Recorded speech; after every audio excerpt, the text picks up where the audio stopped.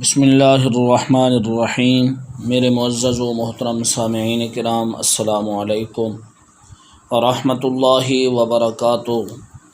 ہمارا غسل کا بیان چل رہا ہے۔ پہلے فرائض غسل میں نے بیان کر دیے ہیں۔ آج میں بیان کر رہا ہوں سنت کے مطابق غسل کرنے کا طریقہ کیا ہے۔ آئیے سماعت فرمائیے۔ بغیر زبان ہلائے دل میں اس طرح نیت کیجیے کہ میں پاکی حاصل کرنے کے لیے غسل کرتا ہوں۔ جب آدمی یہ نیت کر لے گا، دل ہی دل کے اندر کرنی ہے، تو سب سے پہلے دونوں ہاتھ پاؤں تک 3 بار دھو لے گا۔ پھر استنجے کی جگہ دھوئے، خواہ نجاست ہو یا نہ ہو۔ پھر جسم پر اگر کہیں نجاست لگی ہوئی ہے تو اس کو دور کر لے۔ پھر نماز جیسا وضو کر لے، مگر پاؤں نہ دھوئے۔ ہاں، اگر چوکی وغیرہ پر غسل کر رہے ہیں تو پاؤں بھی دھو لیجئے۔ پھر بدن پر تیل کی طرح پانی چپڑ لیجئے، خصوصاً سردیوں میں۔ پھر 3 بار سیدھے کندھے پر پانی بہائیے، پھر 3 بار الٹے کندھے پر، پھر سر پر اور تمام بدن پر 3 بار پانی بہانا۔ یہ سنت مبارکہ ہے۔ پھر غسل کی جگہ سے الگ ہو جائیے۔ اگر وضو کرنے میں پاؤں نہیں دھوئے تھے تو اب دھو لیجئے۔ نہانے کے وقت آدمی کا منہ چہرہ وہ قبلہ کی طرف نہیں ہونا چاہیے۔ تمام بدن پر ہاتھ پھیر کر مل کر نہائیے۔ ایسی جگہ نہائیں کہ کسی کی نظر نہ پڑے، یعنی آپ کو کوئی دیکھنے والا نہ ہو۔ اگر یہ ممکن نہ ہو، یعنی کوئی ایسی جگہ نہیں ہے کہ کسی کی نظر نہ پڑے، کوئی دیکھنے والا نہ ہو، ایسی کوئی جگہ نہیں ہے، تو پھر مرد وہ اپنا ستر چھپائے، یعنی شرمگاہ چھپائے۔ آدمی کی شرمگاہ کہاں سے کہاں تک ہے؟ یہ ناف سے لے کر دونوں گھٹنوں سمیت یہ آدمی یعنی مرد کی شرمگاہ ہے، اس کا چھپانا فرض ہے۔ تو لہٰذا کسی موٹے کپڑے سے نہائے، موٹا کپڑا باندھ لے۔ اگر موٹا کپڑا نہیں مل رہا تو پھر وقت ضرورت 2 3 4 کپڑے لپیٹ لے، پھر نہائے۔ بے احتیاطی نہ کرے۔ اگر نہانے میں بے احتیاطی کرے گا، یعنی جیسا کیسا بھی کپڑا مل گیا اس نے نہا لیا، اس کے جسم کی رنگت نظر آ رہی ہے، اس کی بے پردگی ہو رہی ہے، پیارے بھائیوں، نہانے والے کا غسل تو ادا ہو جائے گا، لیکن آدمی بے پردگی کی وجہ سے گنہگار ضرور ہوگا۔ تو اسے چاہیے کہ بے پردگی نہ ہونے دے، نہانے میں احتیاط کرے۔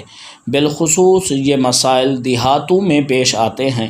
ہمارے جو دیہاتی مسلمان بھائی ہیں وہ نلکے کے نیچے نہا رہے ہوتے ہیں، تو اس وقت وہ چھوٹا موٹا کپڑا سا لے لیتے ہیں، چاہے باریک ہو چاہے موٹا ہو، اس کا خیال نہیں کرتے۔ موٹا کپڑا ہو تو پھر تو سبحان اللہ کیا ہی بات ہے، لیکن باریک کپڑے کے ساتھ بھی وہ نہا لیتے ہیں۔ اگر کوئی کہے کہ بھائی اس کپڑے سے نہ نہائیں، وہ آگے سے ناراض ہونے لگتے ہیں۔ میری ان بزرگوں سے، دیہاتی مسلمان بھائیوں سے یہ گزارش ہے، اگر کوئی آپ کو صحیح مسئلہ بتا رہا ہے تو اس سے ناراض نہیں ہونا چاہیے، بلکہ اس کا تو شکریہ ادا کرنا چاہیے، اس کی تو مہربانی ادا کرنی چاہیے کہ پیارے بھائی آپ کی مہربانی، آپ کا شکریہ کہ آپ نے مجھے صحیح مسئلہ بتایا ہے۔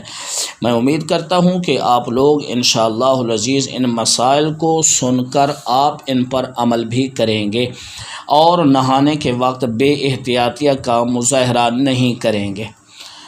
اب ایک اور مسئلہ بھی سماعت فرما دیجیے۔ وہ مسئلہ یہ ہے کہ آدمی نلکے کے نیچے نہا رہا ہے یا غسل خانے میں نہا رہا ہے۔ اس کے مسائل تو میں نے آپ کو بیان کر دیے ہیں۔ ہو سکتا ہے میرے کسی مسلمان بھائی کے ذہن میں یہ بات آ جائے کہ مولانا اگر ہم نہر میں نہاتے ہیں یا دریا میں نہاتے ہیں یا کسی اور بہتے ہوئے پانی میں نہا لیتے ہیں تو وہاں نہانے کا طریقہ کیا ہے؟ سماعت فرمائیے۔ پیارے بھائیوں، اگر آپ لوگ بہتے پانی یعنی دریا یا نہر میں نہاتے ہیں تو اس نہر یا دریا کے پانی میں نہانے کا طریقہ کار یہ ہے، آپ اپنے آپ کو تھوڑی دیر اس پانی میں روکے رکھیں۔ جب آپ روکے رکھیں گے تو 3 بار دھونے والی سنت مبارکہ اور وضو کے اندر جو ترتیب ہوتی ہے وہ اور وضو کی سنتیں یہ سب ادا ہو جائیں گی خود بخود۔ اس کی بھی ضرورت نہیں ہے کہ اعضاء کو 3 بار حرکت دیں یا پھر 3 بار ملیں، اس کی بھی کوئی ضرورت نہیں ہے۔ ہاں، اگر بہتا ہوا پانی نہیں ہے، تالاب ہے، بڑا تالاب ہے، اس کے اندر ٹھہرا ہوا پانی ہے، اگر آپ اس تالاب کے اندر نہانا چاہتے ہیں تو اس کا طریقہ کیا ہے؟ اس کا طریقہ یہ ہے، آئیے پیارے بھائیوں، آپ اس کے اندر نہا رہے ہیں تو آپ کہیں کہ 3 بار دھونے والی میری سنت بھی ادا ہو جائے گی۔ اس کے اندر تھوڑی سی مختلف صورت ہے، وہ یہ ہے کہ آپ 3 بار حرکت دینے یا جگہ بدلنے سے تسلیس یعنی 3 بار دھونے والی سنت ادا ہو جائے گی۔ جب آپ نے تالاب کے اندر چھلانگ لگائی یا داخل ہوئے تو لہٰذا آپ جو 3 بار دھونے والی سنت ہے اس کو روکنے سے ادا نہیں ہوگی، بلکہ آپ ایک جگہ داخل ہوئے وہاں تھوڑی دیر روک جائیں اور اس جگہ سے تھوڑی دیر کے بعد ایک اور دوسری جگہ پہ چلے جائیں۔ جب آپ جگہ تبدیل کریں گے اور اپنے اعضاء کو حرکت دیں گے اس وقت 3 بار دھونے والی سنت جو ہے یہ آپ کی ادا ہو جائے گی۔ یہ طریقہ کار ہے بہتے ہوئے پانی میں نہانے کا طریقہ۔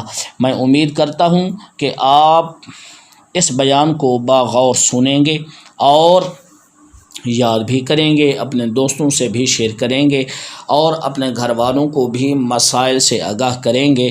بالخصوص جو نہانے کے مسائل ہیں اپنے عورتوں کو، اپنی بیویوں کو ضرور بیان کریں گے اور آپ لوگوں کی بیویاں جو ہیں وہ آگے مسلمان عورتوں سے بیان کریں گے۔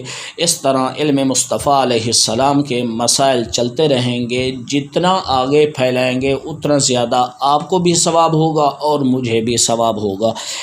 دعا ہے کہ اللہ رب العالمین ہم سب مسلمانوں کو دین مصطفیٰ علیہ السلام کے مسائل کے مطابق زندگی بسر کرنے کی توفیق عطا فرمائے، اور بالخصوص جو ہمارا باب غسل کا بیان چل رہا ہے تو غسل کے مسائل بھی ہمیں یاد کرنے کی توفیق عطا فرمائے۔ آمین ثم آمین بجاہ النبی الامین صلی اللہ تعالی علیہ وآلہ وسلم۔